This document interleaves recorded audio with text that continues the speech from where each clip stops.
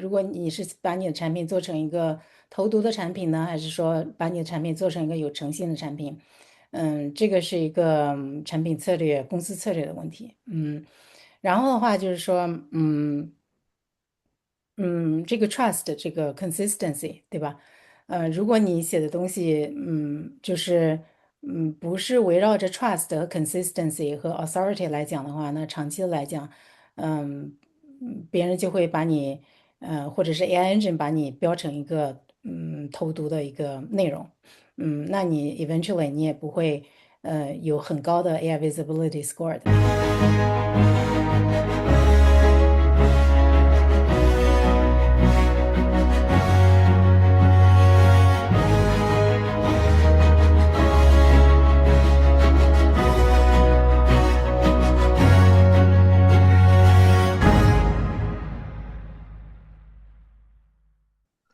好，欢迎大家来到我们硅谷帮的谈话节目哈。今天非常开心，我们请到了一位非常成功的这个 business person，Green 啊，Green 是SoulCris.ai 的 founder and CEO，Green 欢迎你。嗨，大家好谢谢 Zayo 和曼玉的邀请。对，然后另外我们的老朋友曼玉，然后曼玉是 VR Transportation Content Marketing 的 leader，曼玉欢迎一起来聊天啊，今天又是。Hello，大家好，很开心又过来。好，那个 Green，我觉得先要抛一个问题给你，就是你的这个SoulCris 到 AI 具体是做什么的？它是从哪来的？你怎么想到要创立这么一个公司？先从这个开始吧。好呀，我首先介绍一下这个名字吧。我们的名字叫 Soul Chris AI。Soul 呢，就是它的意思就是 sunshine。然后 Chris 呢，就是 short for crystal。做一嗯，个 marketer 和 communicator，从业17年以上。我们写不同的 story，写故事、写稿呀，最讲究的就是你要写的文章要写的清楚。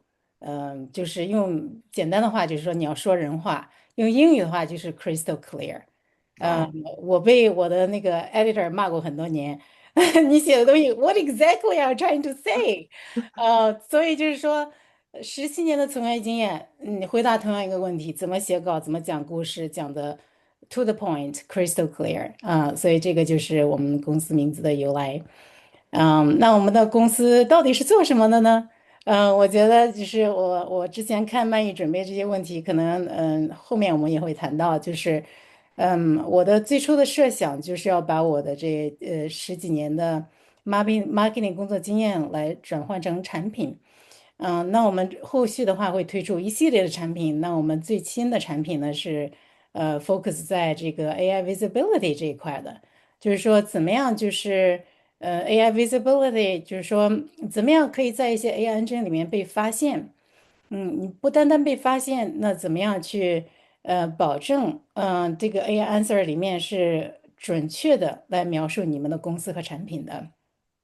这个是我们目前的 focus。然后等一下的话，我们可以展开来谈一下。是不是跟那个最近很火的一个 concept GEO 相关我们叫 AEO 啦，Answer Engine ？AEO，OK，Optimization。对嗯哼，一点 context，之前是 SEO（Search Engine Optimization），然后 involve 到 GEO、AEO。对。对。那个满语，我知道你这个你的 background 也是从 marketing 出身的，你一定有非常多的这个感同身受的这个痛点，想要和各位一起来讨论。确实，对，我跟贵还有一个共同点，就是我俩之前都是做记者，而且都有在中国做记者的经历，然后是后来pivot 到了 marketing 这个领域。对，然后今天呢，其实我就是也想聊一下 Green 的这个职业的轨迹，我觉得特别特别有故事性。就是我们每一代人都觉得自己生活在这个技术的变革的时代，但是过去的十几年可能是变化最快的一段儿。然后 Green 你经历了媒体时代，就纸媒，然后互联网媒体，然后 SaaS（Software as a Service），然后自动化，然后到 AI，到 Generative AI。后来到自己 AI 创业。我觉得就是你的这个职业发展轨迹也特别像是一部商业跟科技发展变迁史的一个缩影。对，所以就是特别好奇的，就是你的这个路径 pivot 了很多次，改变了很多次。你觉得这条路和你一开始工作时候设想的一样吗？还有就是这么多次职业转型的过程当中，你是什么时候判断 OK，it's time to change，就是该换方向了？嗯。我刚刚听你的描述啊，我在想我白头发有几根儿啊？对，所以来回答你的问题，我最开始的时候，我并没有想到我今天会创业。其实我这个人呢，就是说我是一个好奇心驱动的人。我每走一步其实都是好奇心驱动。我最开始，我第一份工作是大学老师，就是教英语的，然后教法律系，教中文系。那我觉得做1年之后呢，我就觉得就是这种重复性的工作，我觉得没有什么意思，所以我才决定去做翻译。然后我做翻译，嗯，做过汽车行业，做过建筑行业，然后通过翻译，我接触了形形色色的人，然后后来这也是为什么找到了这个记者这个行当。我在记者这个行当里面做了5年。就是契机呢，也是因为就是奥运会，当时2008年啊，大家知道我透露年龄，不小心透露年龄了。2008年奥运会在北京开始啊，然后是第一届，第一次在北京，在中国举办。那个时候就是我对奥运会充满好奇心，我就觉得就是说，哇，这是一个多大的舞台，可以邀请全世界最优秀的运动员来中国，来比赛。然后那个时候我就是找机会，然后我一定要就是为奥运会做什么，就是 raise hand，然后找机会，就是build connection。其实当时我是一个翻译但是就是阴差阳错，我认识了一些人，然后最后就是我成了一个记者。然后我的工作其实就在奥运村里。奥运村里，我服务于奥运村报。那个时候呢，就是我也是，就是我2份工作，就是既为奥运村报来写稿，然后每天采访不同的形形色色的运动员，同时呢又为搜狐 .com 来服务。搜狐 .com 我们是负责它的官网，就是搜狐 .com 是承接了奥运整个北京奥运会的这个官方网站。所以其实我当时接触媒体行业的时候，是在后面。其实最开始是互联网，先是互联网，然后是纸媒。因为奥运会结束了之后，我进入了纸媒嘛。奥运会，就是我在那个职位做了半年，然后最后，奥组委解散，然后后来大家都分散到各个行业里面，然后我选择了继续做媒体，因为媒体是一个很有意思的一个平台。可以让我认识不同的人。然后在后来我就在2个不同的机构来服务，然后我写的主要是国际新闻，最开始国际新闻，然后后来是财经新闻。然后财经新闻呢，是一个更大的一个平台。国际新闻的话，就是说你要么就是去不同的国家去报道，别的国家或者是战地记者做战地记者，或者但是做的财经新闻之后，你可以采访不同行业的人。那我主要负责的是那个 transportation，汽车行业，然后能源，然后大宗商品。所以我就采访过很多的企业家、银行家，然后还有一些期货交易员。然后还有很多的这个环保人士。其实我后来做着做着，我就觉得就是我总体感受就觉得我是个 generalist。我觉得就是我什么都懂一点，可是我什么都不太懂。然后我就在我的媒体行业的就是职业生涯的最后2年，我非常的 struggle，我就觉得我非常想 dive deep in one area。然后的话，我就觉得，我就跟很多人聊。我有个同事，就是最早期的 MBA，就是我08年的时候，其实就已经认识他了。当时他耶鲁的 MBA。然后他就是奥运会结束之后就是直接去耶鲁读 MBA，然后我跟他聊得很深。然后后来我们也保持联系，然后通过他我也认识很多别的就是从媒体转型去读 MBA 的一些人，包括有一些人去了达沃斯论坛呀，然后还有做别的行业的人。做了很多很多的调研，就发现就是从媒体转型做 PR 做 communication 还是挺正常的一个转型。然后甚至是做投资者关系也非常之多。但是从媒体做营销，不太多，可是也有，因为我就知道我自己的一个就是同行前辈，他就已经就是转型到一个著名的汽车企业做，中国区大中华区的这个marketing，head of marketing，那个时候已经很早了，就是09年10年的时候。然后后来就是，我决定来到美国读 MBA，然后 MBA 的话，就是说我觉得就是又是给我开了一扇窗，就是让我看到了更多的可能性，就是你可以做 finance，也可以做 consulting，也可以做 banking，investment banking，那也可以做operation，也可以做 product management，也可以做 marketing。最终呢，我是觉得就是 marketing 跟我的以往的职业生涯就是更契合，然后也是更可以 leverage 我的就是我的 knowledge，跟我的 personality 也是比较像的，后来我就选择了这个 marketing，然后我们需要聊创业吗？因为我觉得我说太多了，我们可以慢慢来，慢慢往创业这方面来聊。因为我觉得这个都是 connected，就是我感觉你一直是在做很多的 exploring，就是探寻自己的这个兴趣和自己的边界在什么地方。对啊，我知道，因为我也是 NBA 毕业嘛，我知道在读 NBA 的时候，大家突然都觉得，哦，原来这么事情都可以干啊。现在其实回过头去看这个句子的后半句，就是那你最终选择干什么？就是你可以对放，但最后你要收在什么地方上。这对个其实是更有意思的一个选择，就是你怎么样就做 make 这个 decision，然后接下来怎么走，其实也是挺有意思的。我觉得都可以谈那个，我觉得你不如就先说完，然后接着就转到你这个创业的这个方向上去。嗯，对，可以啊。我觉得这部分的人生故事挺有意思，而且你们两个都是来美国读 MBA，当时是为什么做出就是来美国这个决定？因为中国也有很多这个 MBA 的项目嘛，商科、硕士。我那个时候我出国的时候，中国好像不太多，选择不太多。说读完 B，然后都是来美国。然后那个时候，我们不知道，Zoe，你当时在不在那个？我们有一个论坛，然后也去 有一 stream。个Yeah，J Stream 谐影，我当时就是他的每个 post 他都必看的，他是那个 Michigan 的，然后我对呀，我深受他的校友嘛。影响，是吧？你是 Michigan，Yeah，当时我就觉得，嗯，然后我当时就是我在北京，我觉得就是我很厌倦大城市，我当时，Sorry 嘛，也知道你是北京人，我就可以，我也有时候也有点厌倦大城市，可以理解。对。然后上班非常堵，当然我们没有当时你们公司那么好的交通系统啊，anyways 就是非常堵。然后当时我的选择就是说我要去一个不那么堵的地方，然后呃然后我当时我就选择就是当时我在去 Stream 上看很多嘛，然后有很多人都说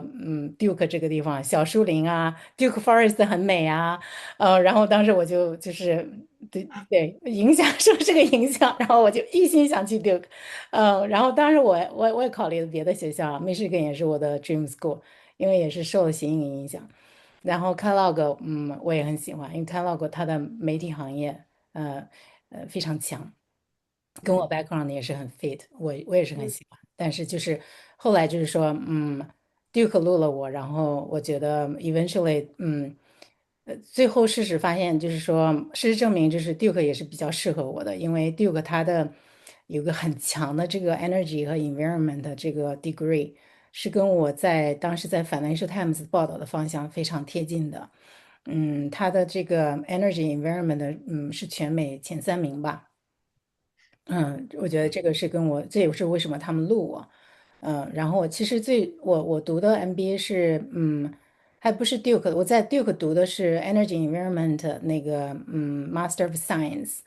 然后我是读的是 UNC 的 MBA，是这2个学校的一个3年的 Dual Degree Program。有 degree，OK。Dual Degree Program，对，所以就是说，也是一个，就像说回刚才的，就是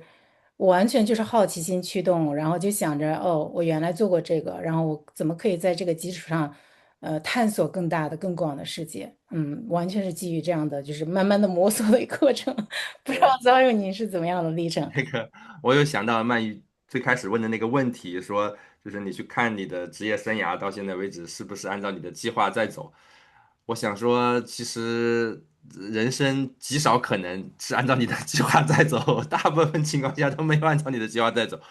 我当时读 NBA 的时候，我其实根本不知道我要什么，我只知道我不要什么，就是嗯当时两件事，因为当时我是一个码农，computer science。我觉得我不行啊，我觉得我在我们公司里，我觉得我干的没别人干的好啊，就是还 OK 啦。我也不是说我干的很差哈，我觉得还是干的不错。但是我看看那些我身边就是最顶级、最顶级、最 top performer，我自认为我非常佩服他们的这些同事，我觉得我干不了他们达到那样的水平啊。他们真的是非常 dedicated，对这个事情很感兴趣，然后也就是保持学习的状态，然后什么事情都去跟上最新的这个趋势，然后我觉得我做不到这样，所以我觉得，我感觉这个可能对于我来说不一定是一个特别长期的一个 career，呃，另外一个就是从一个生活的状态来说。当时就觉得，上海虽然很好，但是总觉得没有，就是 Who am I？就是我在这里到底是一个什么位置在这个城市，我的未来在哪里？就是觉得，是不是该是一个 time 去do some find something new，对吧？但是这具体是什么，我其实完全不知道。我也当时跟小伙伴们尝试过，要不要去做一个 startup 呀，或者是这个跳跳槽啊，那个 NBA 真的是完全不在我的什么人生计划，根本就没有这个东西。NBA 我是要到申请的那一年，我就才知道 NBA 这个东西。我说哦，NBA 是什么？什么是 NBA？我去看一看。哦，我一开始真的以为 NBA 是就跟 finance 相关，就回来以后，比方说去什么银行啊、券商啊，诸如此类的，我完全不知道 NBA 可以去那么多的行业去工作。嗯，所以就是机缘巧合吧，很多事情就是我们都是基于当下的一个 information 做出自认为最符合当下情况的一个决定。你回过头看，可能他很 naive，可能他根本就并不是一个成熟的决定，但是人生嘛，就是这么一步步就走过来了。对是，然对，后就是 嗯。every dot connect lead to who you are today，right？对对对，这样子的。然后刚才邹又提到一点，就是 MBA 它给你很多选择，然后告诉你可以做很多事情，这是放的过程，然后最后是收嘛。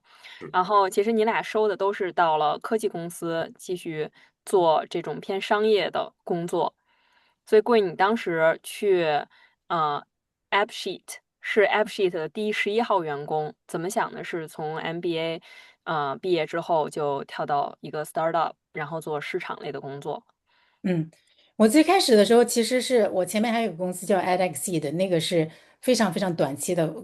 服务他们是一个就是最早期的，它号称就是 machine learning driven 的一个 platform，可以从不同的这个 ad platform pull data，就是看你的 performance，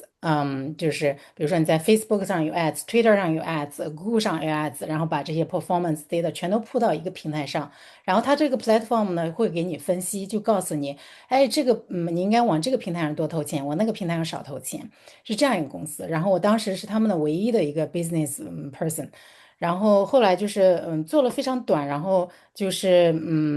我认识了就是 Google Sheet AppSheet 的一个人，然后我就觉得这个公司非常有意思，因为就是我觉得当时就是那时候是2017年嘛，就是 application making platform。就是还是一个挺新的一个概念。嗯，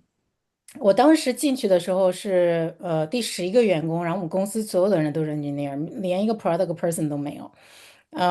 所有的连我们的 founder 也是 engineer，他就是写 code 的。我们有3个 co-founder，然后全都是从微软出来的。然后我们的 CEO 是原来在 Cornell 还当过教授。他就是非常充满戏剧性。他是我后面一个公司的那个 manager，我后面公司 UiPath 后来上市了嘛，但是做的很成功，也是很成功，比那个 AppSheet 还要成功。Anyways，说回 AppSheet，AppSheet 就是我觉得就是这公司就是很酷。就是每个人呢，就是主人翁意识都非常强。当时我最大的感受。就是每个人都想着怎么样让公司做得更好，然后怎么样让更多的客户来用到我们的产品，然后每个人都超级的 driven，这是我最大的感受。然后的话就是每天跟 engineer 一起工作，然后当时我们公司只有一个销售，只有一个唯一的一个销售，我进去的时候，然后我们有一个那个类似于 COO 的一个角色。然后因为我进来之后，然后他就慢慢的退到就是管产品，他后来转型到我们第一个 product manager，其实他就是 COO 的一个角色。然后我比我的 manager 早入职1个月，就是他就是 CMO，然后我的 title 叫 growth hacker，因为早期的公司这个大家都是 growth hacker 是最重要的职位，所以就先 hire 一个 growth hacker。到现在，growth marketing 还是一个很大的分支。嗯。啊，必须的，Yeah，我不知道 Zoe 你怎么看？我的理解就是说，刚刚我也提到，就是早期的公司最重要的是 growth 嘛，对吧？其实，当你公司做到一定规模之后，需要 scale 的时候，其实 growth 是分散到，扩展到更大的部门，分得更细一些。在大公司或中型公司里面，它不存在这个 growth 这个 division。它其实 expand 到整个的 marketing organization，它有不同的分支，比如说有人做 demand gen top of the funnel，有人嗯做 ARPR，这个就是 awareness，就是 influencer marketing，然后的话有人做 product marketing，然后就是跟那个 product team 工作非常之紧密，来做 product launch，有人做 field marketing，就是 enable sales，有人做 partner marketing，就是跟 partner 关系非常近。但是所有的这些，可能我漏掉了，可能有一些细分的更细的，可能有的组织、有的部门叫 customer insights，有 dedicated team customer insights，然后还有的部门可能叫 competitive analysis，就是说这所有的这些 function 呢，其实它的一个 goal 就是 growth。At the end of the day, it's all about growth，是吧？都是要跟 sales team 服务的，跟 sales team 一起工作，然后 drive你的 revenue 的，是嗯。我的理解，对。其实 growth 跟 marketing team 的界限没有那么明显了。为什么 startup 强调 growth？是因为 growth 是最重要的嘛，在 Yeah，早期阶段，嗯，除非你的公司进入了一个就是mature 的阶段，就是你的年增长可能都不到2位数了，对吧？你基本上是在一个守江山的一个状态，就是你每年新获取的客户怎么着也得要比流失客户要多一点，对吧？到这么一个状况，才能说 OK，比方说我们更多的是做什么 retention 啦，然后更多的什么 brand awareness 啦，然后这些competitive analysis 诸如此类的。呃，嗯很大部分的 startup 早期眼睛里就只有一个事儿：我的 revenue 今年能不能翻番，我的 嗯 customer 今年能不能翻番。当然这些整个 funnel 其他东西都很重要，但嗯。是就是看 top line，就是你能够做到什么规模，能够做到多少 revenue，能够做到多少的这个 ARR，你 customer base 能撑到多大。所对以这是一个这个就是极致追求增长的一个阶段吧。我觉得这还是挺重要的，对于很多 startup 来说因为它决定了你下一轮你估值多少，你多快能，yeah 不能拿到融资。yeah，所以对硅谷来说是非常非常非常关键。嗯，对对，然后，我们那时候就嗯，是，你说鳗哦，鱼。哦，你先说，你们当时是怎样？哦，对，我们就是做了很多 experiment 的嘛，experimentation，experimentation，experimentation。我的 role 就是做不同的experimentation。然后当时我们的 CEO 就是非常 data driven，他让我 document 所有的 experimentation。我们因为那时候还比较早嘛，就是我们所有的 experimentation 都在一个我们 Google Sheet，我们有 Google Sheet，就是非常 manual 的一个过程，然后 document，然后这个 performance 怎么样，然后要不要 double down。然后如果不好的话，然后就配到另外一个，对吧？其实所有的就是就是 full marketing partner 的 experiment。最早期的 awareness，比如说我们做过很多的 SEO 的这个 experimentation。我们主要的一个平台，就是 Google，Google Search，然后还有一个就是我们自己的 website 还有 blog post。我曾经写过一个文章，就是嗯。连续2年是 top traffic article，就是 SEO，就是 awareness 的一个，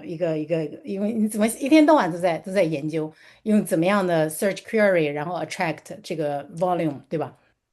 然后你怎么样，而且你写的东西也要跟 customer 的这个 search 的 intent match 的，然后你才会持续不断的有这个流量，然后持续不断的排名很靠前，然后 rank 很靠前。然后你包括后面的，比如说 consideration 这个，我们讲 marketing funnel 有 awareness consideration，然后 evaluation，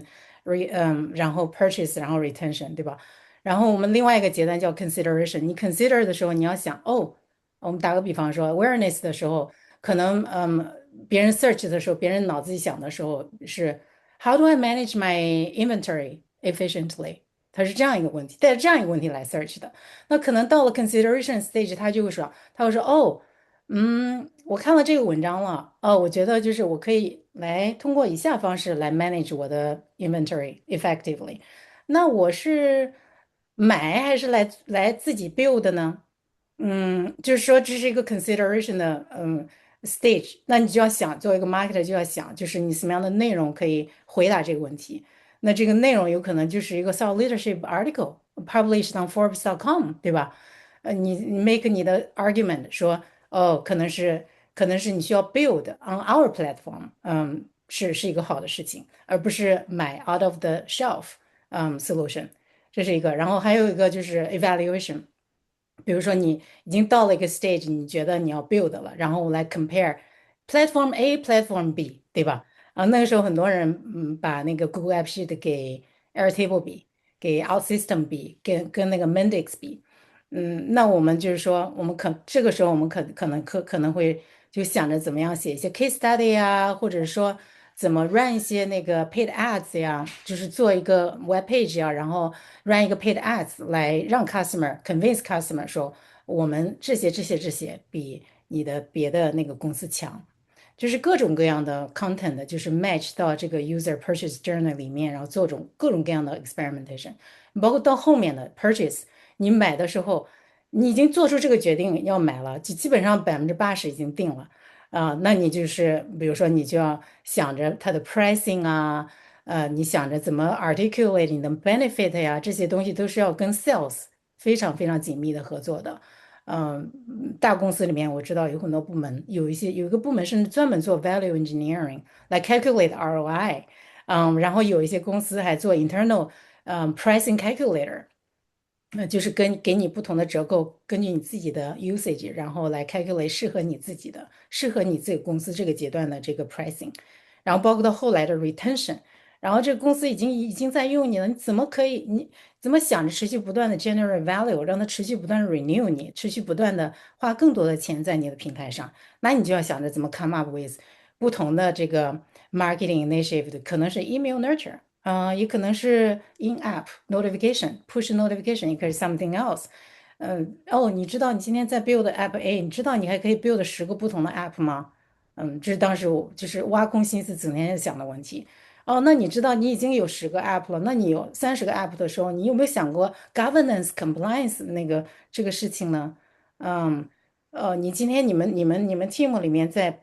build 很多 app，你有没有想过？别的 team 也有可能 benefit 你的 team 的那个 application 呢？就是说，有很多的工作是可能说，既是 customer facing 的，又是 enable customer，empower their colleagues 的这样的工作。所以说，是的。就是说这个东西 growth 你要全盘来考虑，并不是一个 small division 可以做的事情。对，我觉得你讲的就很清晰嘛。这个 funnel，top of funnel 是嗯呃 awareness，先有 brand awareness，先知道听说过你，然后到 consideration，然后像你后面讲到 purchase，然后到 retention，这一步一步的，其实就是那个 conversion 的 funnel，top of funnel，middle funnel，bottom funnel。然，yeah，后你刚才提到一点，就是说你写2篇文章，然后是这个 driving consistent organic traffic to the website，一直是有 organic traffic 是中文叫原生的流量、自然的流量、自然免费流量。自然流量，对，对。那你觉得当时你做成功了什么事情，能让这个 SEO 的 strategy 落地，然后能一直是能见效？那个时候我觉得主要是 research，这个 research 呢，就是说，嗯，我是 Google Analytics 重度用户，每天都用，然后就是，然后 Google 就是 的什么 Google leading Analytics，啊当然，Google 我 Google Analytics 啊，Analytics 对，当然也有一些其他的，那个时候比如说 SEMrush 啊，Mod 也有，Moz 叫也有，但是我们公司就是用的最多是 Google Analytics，就是。首先呢，我觉得这个 mental model 应该是这样子的，你要有 right tool，对吧？right tool，然后做这个 analysis，然后呢，就是说你要 understand your own business，你要结合这个，你有这个 tool，可能你有了这个 tool 了，别的公司，比如说 A 公司通过这个 tool 找到一些 search keywords，可能不适合 B 公司。就是说你要有一个 right tool，要有一个correct business understanding，然后你才能做这个事情。其实我的 methodology 就是这样子的，那我就是说我做了很多的，就是我通过这个 tool，我知道哪一些 traffic 来到我们网站上，然后他用的是什么 query，这我知道。然后的话，我就怎么样来了解我们的 business 呢？就是我要问我们的销售，我们的 CEO，就是跟 customer 更近的一些人，跟产品更近的一些人，就问他，哦，我发现就是比如说，我发现这20个 keywords，然后 land 到我们的这个 website 上，我们 domain 上，domain 可以包括是你的 web page，也可以包括你 blog site，对吧？然后的话就是说，我们可以回答这些问题吗？我们的产品可以解决这样的问题吗？这些 keywords 嘛，有一个 match 嘛，然后你要找这个 overlap 的 area，找到 overlap 的 area 之后，然后你持续不断的就是，持续不断的就是叫 leverage 这个 low hanging fruit 来 generate content。那有一些 gap 的，比如说它 land 你的 website 上，可是你的产品现在并不是可以回答这些问题的。这 gap 就是说你现在不可以回答这个问题，这个就是说可能是需要稍微 deprioritize 的一些。但是另外一些 gap 就是说你今天没有，可是你在 roadmap 上，这个可能就是说你要跟这个 product team 实时保持一致，然后比如说你下个月或者是下个月要 launch 这个东西，那你首先想着怎么样的这个把这个我们叫 marketing 叫 drum beat，把这个 drum beat 出来，慢慢的就是把这个 self leadership narrative 先 build 起来。就比如说你先写一些 blog，你说这个东西这个 area 的重要性，然后通过你的 customer observation、customer conversation，你知道这个东西很重要，然后就是说我们在 build 这个东西，然后直到有一天你 ready 你 launch 了，是这样子的一个过程，对。明白。然后你提到就是从 keywords 出发，然后这一个关于专业上的问题，就是 Google Analytics 它会给你一个关键词的一个 list，但是你怎么能 build a bridge，把这些关键词跟它背后的痛点，就是客户他们真正在乎的问题联系到一起，然后保障你的内容是really address 这个 audience pain points。嗯，比如说打个比方说，有人他 land 到我们的 website 上，他的 keyword 是 stock management，对吧？他用这个 keyword，那我们就要猜，难道他要 manage 他的那个 stocks 吗？就是真的你买的这个股票吗？还是 manage 他的 inventory，对吧？如果我们写文章是跟management 的这个 stocks 股票的话，那可能就跟我们的业务根本不相关嘛，对吧？所以跟我们业务相关的是 inventory，就是库存管理是跟这个相关的。所以我们就是从这个角度来出发。它有一个这个 keyword 的，首先有 keyword discovery、keyword interpretation，然后corporate context understanding，然后你有这个 match 了之后，然后你再写。我可以讲一个，就是还拿着这个例子来讲。就是当时我写的这个文章就是，how to make an app，因为要跟自己的公司结合起来，对吧？这个 keyword 是stock management，然后我们知道这个 stock 是 inventory management 相关的，然后我们就想着 inventory management 呢可以做哪些文章，然后我们就从这个来出发写了一个文章，我们的主页是 make an application 是吧？我们的主页是 make an app on the platform 是吧？然后我们把这个两个来结合到一起，就是 inventory management plus make an application，那我们这个 title 就出来了，How to make an app for stock management，或者是 How to make an app for inventory management。或者是 how to build an app，就是不同的 nuance，然后这个 search query 你做 experimentation 的时候，你会发现哪一个 combination 是最好的，然后最后我们决定就是 go with it，然后这个 article 出来之后呢，我们持续不断的有做不同的 campaign 和内容做了很多，比如说我们专门就是 build 了一个 application，我们叫 sample app。我们当时的最大的一个 PLG 的 driver 就是我们叫 app templates，其实就是一些sample 我们叫 sample app，其实就是 app templates 可以让 customer copy paste，然后 replace with their own data，然后 customize，他们公司自己的场景，然后拿来去用。我们 whole page 就是traffic 最大的。一个 page 就是 sample apps，然后我们就是把这个 inventory management 这个 customer scenario build 成一个 sample app，这样的话就是，客户就可以很容易的就是拿走去用。然后另外我们也做了一些工作，就比如说我们 run 了一些 paid ads，我们 SEO 做的很好，然后我们 run 了一些 paid ads，然后我们还做了这个 tutorial。说回刚才我说的，就是从 awareness，然后一直到 evaluation，然后当一个人知道这个事情的重要，然后决定要在你这个买，然后他就要想着怎么做，怎么 build 这个 app，对吧？然后我们还出了一个 tutorial，一系列 tutorial，how to build inventory management app，然后我们还有一系列 那个 webinar，就是那种嗯。就是 design 好的一个 webinar，首先说这个 overview，然后的话就是 step by step，然后 best practices，还有 sample apps，for this business scenario，然后还有一些 customer use cases，比如说customer A 他 build 了这个 app，然后他的 role 是什么？这是他的一些 best learning，best practice learning 是这样子的，就是做了很多很多的工作。这听下去非常的那个扎实的这个专业的我们 marketing 的整个 funnel 都在这里哈。我可能要 jump ahead a little bit，嗯就现在你们前面刚才最开始有聊到这个 AI，然后AGO AEO，嗯。嗯，在现在的 AI 的这个大的环境下，哪些东西发生了变化，然后哪些还在？然后呢，这个新的这个 dynamic 和新的这个 marketing funnel 会是一个什么情况而且这个变化是不是你现在的 startup 所专注想要去解决的问题之一？Yeah，就是我其实是，2007年的时候我就开始做 SEO，我当时是在一个建筑公司，我们国内那时候百度，是百度嘛，是吧？也是个早期的百度早期的，然后当时我就做一些SEO 的工作，然后到后来就是来到美国之后，第二份工作在 AppSheet 做growth hacking。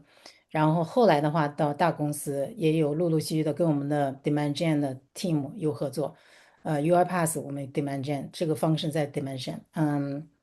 Gen，AWS 这个 function 叫 Digital Marketing Org，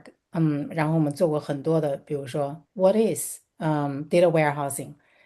就是 What is 很多的 What is article，所以说就是说，十几年的观察，我觉得就是来回答你的问题。共同的点呢，其实都是，我觉得放之四海而皆准。现在这两个，虽然 terminology 不一样，共同的点还是说，就是你要回答客户的问题，就是客户在 search 一个东西，你要回答这个问题，这个是一致的。然后不同的话呢，就是说原来在 SEO 的时候，大家都是优化volume，page view，然嗯。后 clicks 是吧？然后现在的就是 AU 的这个环境下，我们优化的是 trust，consistency，就是你怎么样 build 你，做一个我们叫 topical authority，在某一个领域你是一个权威，你可能就是说，你像我刚才讲到，你可能有不同的不同的 channel、不同的marketing initiative 都可以 cover 同样一个 topic，然后你怎么样就是保证你的 messaging um, consistently shared across multiple all of the channels。然后的话就是说，trustworthy 是什么意思？你不，你就是我们在 AWS 写 doc，我们做记者写文章，你怎么样树立你的权威？就是你不能说你说一个东西，你要有凭有据，你不能说我们就是最好的、最强的、最便宜的、最快的，那你 data point 在哪里？我们在 AWS 在这方面写作是非常的严的。我们叫product claims 或者是 stats，所有东西都要 back by data real data。如果你比如说你 build 你的 trust 的时候，如果你有这些 source，有一些权威的 source link to 的权威的 source，或者说你自己在这个文章里面就有一些 backup points。你就是做的比较好，你就是可以就是 build 你的 authority，build 你的 trust。对，这个是我最大嗯。的体会。对。应该讲就是早期的时候，我们 track 的这些 metric 是 page volume、clicks 这些，然后到现在呢，更多的是 trust 跟 consistency，然后，嗯然后同时我们早期的时候肯定都是人来写这些东西，但是现在这些 AI tool 大语言模型，它可以写的又快又好，尤其嗯是像 SEO 这一块儿比较 fungible 的 work，就 it doesn't really need a lot of creativity。然后这部分其实也是 AI 很擅长的，所以现在就有一个新的一个议题吧，叫 AI slop，嗯 就是怎，yes，么怎么能真的避免 AI slop，还是可以建立你的权威，建立你的威信，然嗯后让你真的能在客户当中有这种信任，就是 build a 嗯 trust。，yeah，这个其实嗯，我们在我的节目里也聊过，就是这个话题，就 ASLOP 是很多 marketer 非常恨的一个词，就是有很多人跟我 share，就是说他自己就是都不想数自己的名字，如果是 AI generate 的一个文章，就觉得羞于把自己的名字放在这个文章的 byline 里面。嗯，但是呢，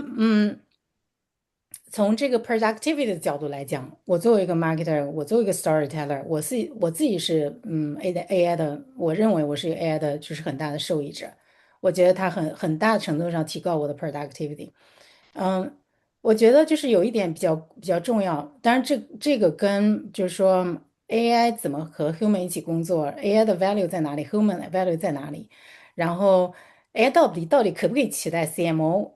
这个议题也是有关的，就是说我觉得就是人的这个unique value 在于他的 judgment，就是你怎么 decide，就是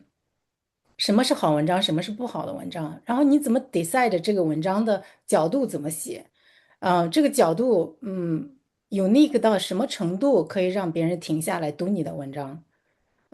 我觉得就是我听到最多的就是说，大家很多的 CMO 跟我分享，I see a sea of information, a sea of content on LinkedIn everywhere，铺天盖地的东西内容，每天在生产出来。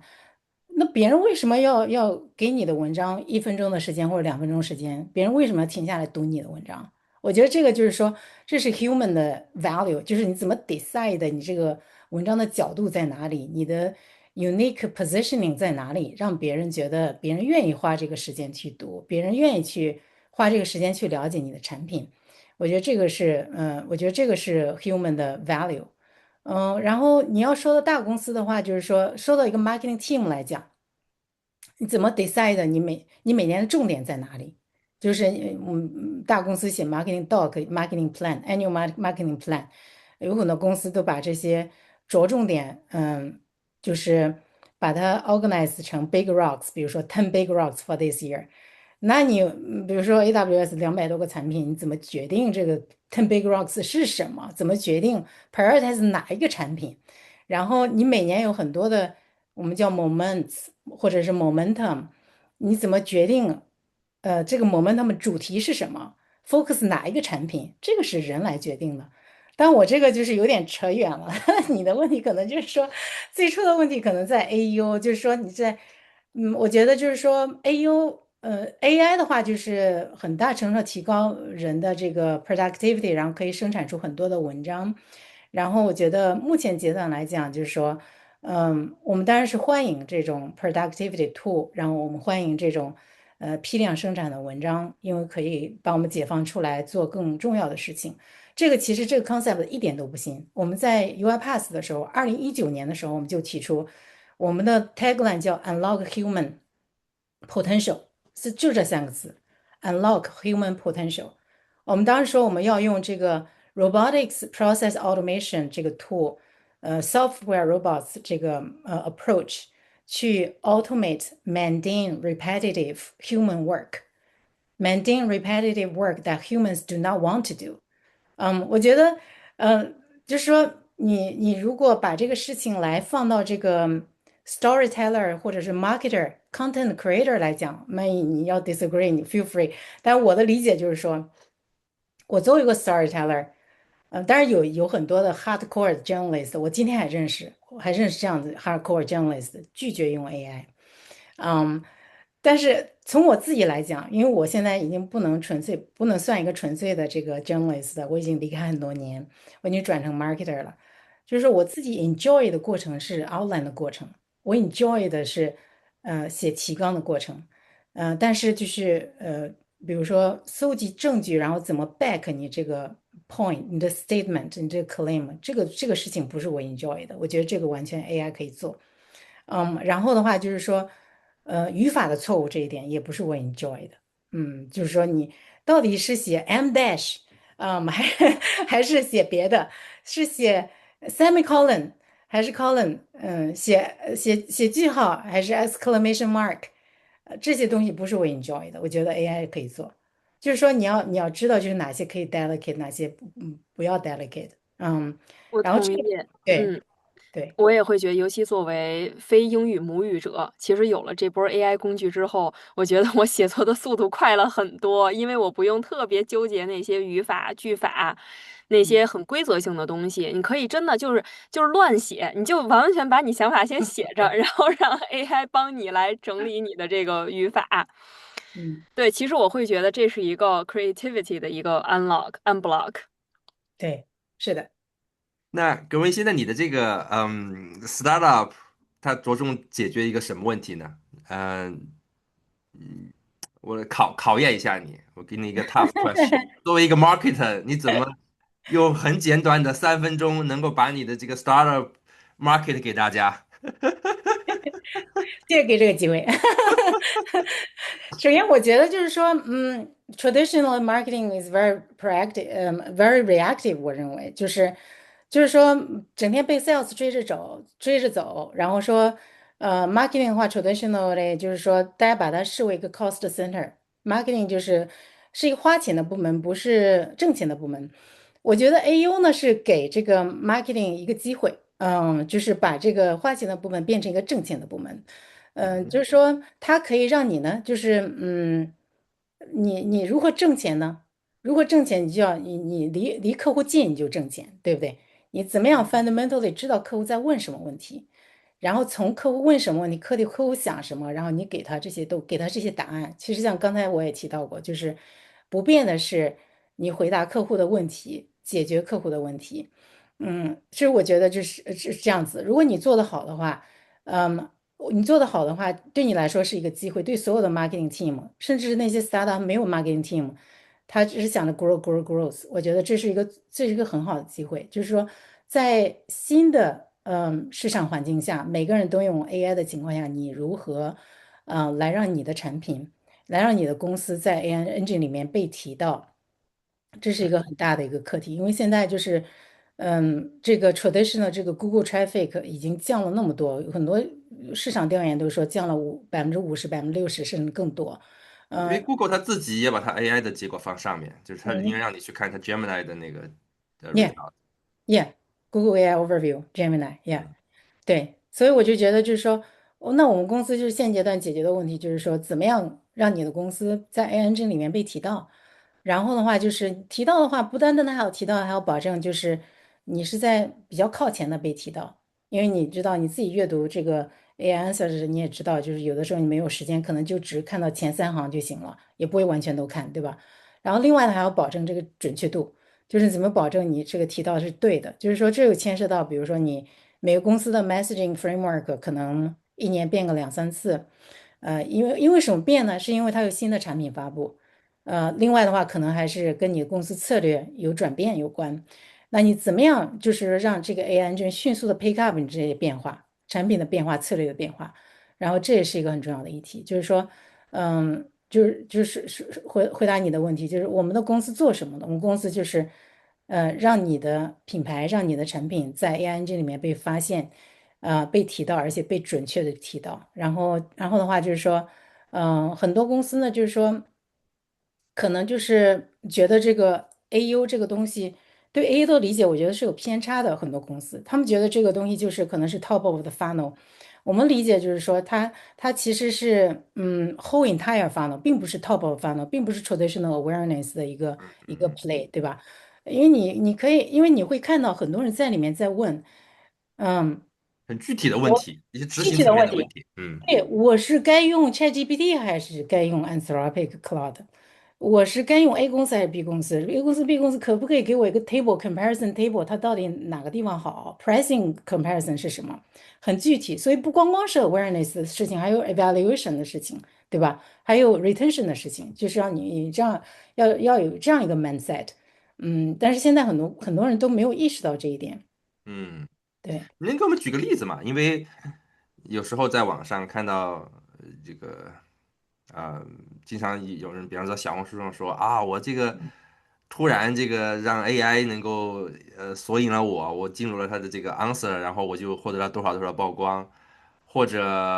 我注意到最近那个国内不是什么315晚会，说有人把一个虚假信息这样 feed 给了 AI，然后造成了一些这个错误的影响。你有没有一些例子，然后就是可以跟我们分享一下，看看就是这个 AEO 的这个威力到底是一个具体是一个什么情况？嗯，就是我觉得那个315那个，我觉得我不知道这个例子是不是恰当。当然你听众里面如果有同行的话，欢迎指正。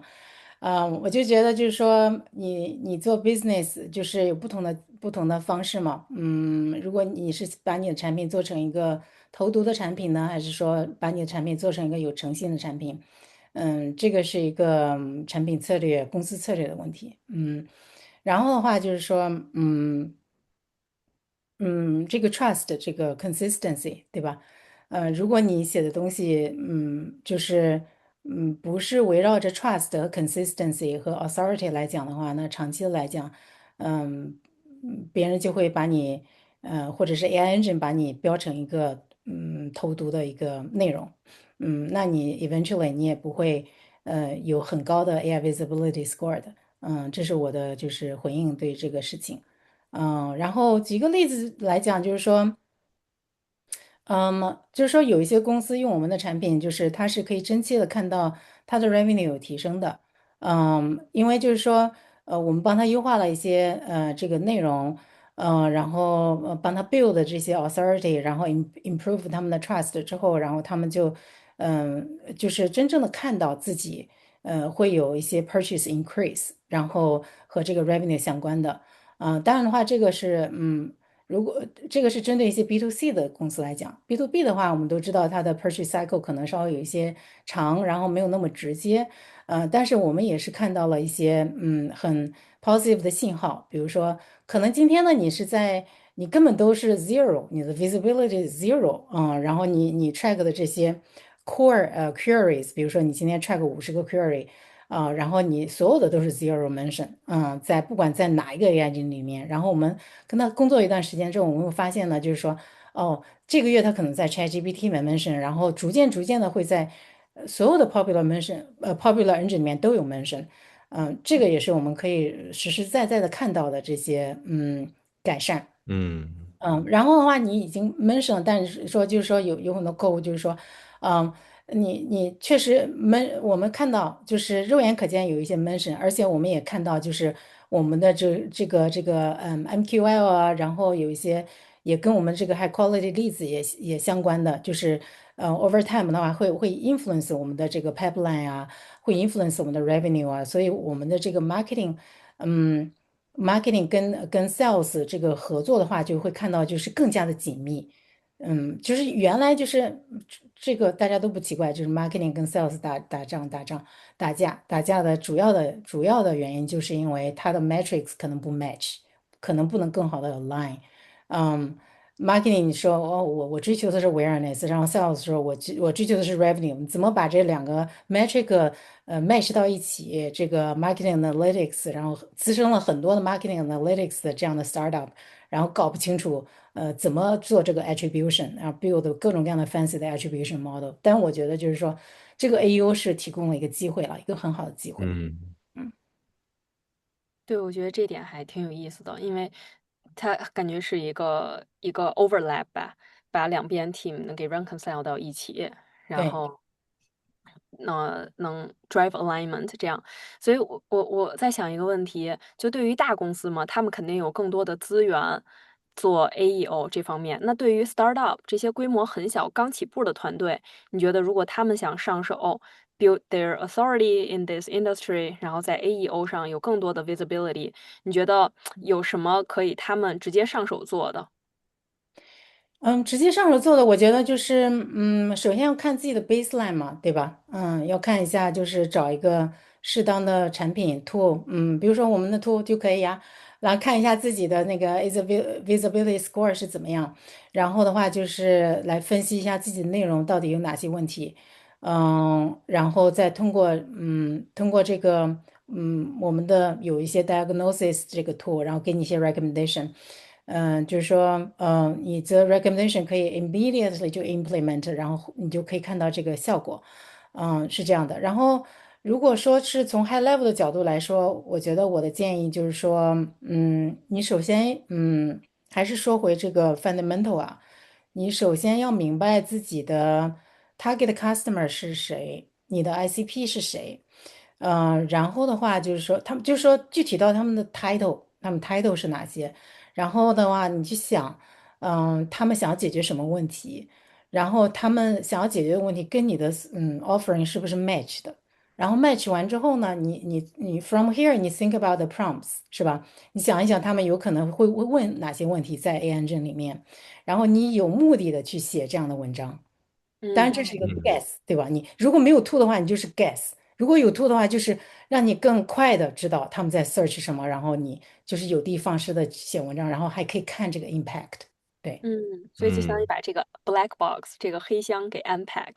让他们，yeah，能更了解他们对，的，嗯然后 ICP 就 ideal customer profile 嘛，他们最理想的客户是怎么想的。其实我们上期采访一个嘉宾是做 AI life coaching 的一个创业者，然后他有一个论断，他就说 AI 时代人最根本的竞争力其实是对自己的认识，你对自己认识多深，你就可以走多远。所以放在 marketing 上，其实就是你对你的这个客户了解有多深，你就可以走多远。是的，是的，总结的特别好，总结得特别好。我要那个蛮玉，我要盗用你一个问题，因为那个聊到这儿啊，我觉得非常想知道 Green 的看法，就是说你觉得再往下走哈、在 AI 时代，marketing team size 会不会变得更小？会不会最后变成就是一个人加一堆 AI，他就可以把这个操控全局，就可以把这些工作都做了。一个人也许有点夸张哈，但就是说非常小型的团队，再加上 AI 的辅助，你觉得这会是一个就是说会是一个变化趋势吗？我觉得就是已经在发生了呀，嗯已经在发生了，很多公司就是变得扁平化，包括可能 Amazon 是最早的提出这个扁平化的这个概念的吧，就是 CEO 说我们要把很多 L7都砍掉，然后就是如果一个 L7下面只有2个人，然后不能超过8个人或者以上的话，你就没有存在的价值，嗯。然后还有一些小的 startup 也已经在砍他的 CMO，或者是砍他的 marketing 团队，但是我是觉得就是说，为什么来驱动这个转变呢？我觉得主要就是，主要就是这个 productivity 嘛，然后 AI 就是，我觉得是 democratize storytelling，就是不光光是对那些 non-native speaker 来说很有用，对 native speaker 也很有用，因为你不见得 native speaker 会写出好文章。我在啊，美国工作，以我在美国工作10几年的工作经验来告诉大家，native speaker 不见得写的好文章。我做一个 native speaker，我可以在 AWS top performer 比很多一票的人写的 native speaker 写的文章都要好。anyways，这是另外一个 story 哈。但是这个问题呢，就是我想回答，就是说，嗯，就是 AI democratize storytelling，但是你要想的 fundamentally what's unique about human being，对吧？还说回到刚才，我就觉得就是说，你这个 team 可以变得很小，但是你这个 team 必须是精兵强将。为什么嗯呢？就是说你说回到这个 AS Lob，你 AS Lob 就是每天有 sea of information，你怎么 make 这个 judgment call，就是你要写什么文章。然后每天就8个小时的时间。假如说你这个 team 只有3个人，怎么利用这三个人，让这3个人做，就是 make best use of their time，对不对？你时间用在刀刃上，用在哪里，这是人来决定的，对不对？然后的话就是，每个公司的文化呀，或者是 strategy 啊，或者是产品，这种大的来讲，就是 business context 是不一样的。你怎么结合你这个公司的 business context make 个 decision？这不是每个公司都一样，不是 one fit for all 的一个 judgment，对吧？可能你这个 decision 这个 five big rocks for this year apply for A，但是 doesn't apply for company B，对不对？这个是要人来做这个决定的。嗯，然后的话就是说，我觉得是客户关系还是另外一个 unique 的点，就是说我前段时间在我节目上采访了原来的那个前 Tableau 的 CRO，他在刚也做过 COO，我最大的体会就是说，他说这个 human trust 是 cannot be replaced by AI。就是你这个说回到大公司，就是enterprise customer，enterprise customer 为什么买你的产品？为什么要决定就是投资你的公司？投入你的公司，不投入别的公司？我觉得这个最大的就是很大一定程度上就是这个 trust，这个 trust 当然是基于就是你怎么样 keep showing up，keep developing value over time，而不是把这个关系看成一个 transactional relation，而是应该看成一个 long-term relation building 的这种collaboration partnership，这个也是 human 比较 unique 的地方，就是如果放到 marketing 角度来讲，就是说。你怎么样更深度的了解、更深刻的了解你的客户，然后的话，通过对你客户、对你产品的了解，然后找到你的 unique value，然后的话就是写出 unique 的 story，然后让别人停下来读，然后让别人停下来考虑要不要买你的产品，然后到最后决定，甚至决定持续不断的 subscribe 你的产品，对。然后说到这个人跟人之间的这种信任，其实现在 marketing 有一个趋势，就是大家会更加注重 field marketing 或者 events 这种 webinars，你可以 see people's face，in real life 或者是 on screen。对，然后刚才就是你有提到在亚马逊是最早提出这种扁平化管理嘛，然后你在 AWS 也做过一段时间工作，然后做 Bedrock 跟 AI inference 的 go to market。所以我想就是在 generative AI 爆发的这4年，尤其是 GPT 22年10月出来之后，你觉得在这个技术前沿，你看到的最大的变化是什么？就是然后你觉得它这次爆发的原因是什么？以及企业真正用真 AI 的场景是什么？嗯，我觉得这个，很多那个专家都已经提到过嘛，就是我觉得，从我的角度来讲，我自己也是，切实的有看到，驱动这个变化的主要其实就是数据嘛，有大规模的数据，然后 AI 可以用来 train 这个 model，然后还有的话就是 compute 嘛，对吧？你很多的这个 GPU 可以更 effective，然后的话就是这个 scaling law 嘛，就是一些 researchers 他知道，就是如果你的数据多，然后你的这个 compute 用的多的话，那你 train 的 model 这个 performance 会更好一些。这个是从这种大的角度来讲，这个变化。然后的话就是，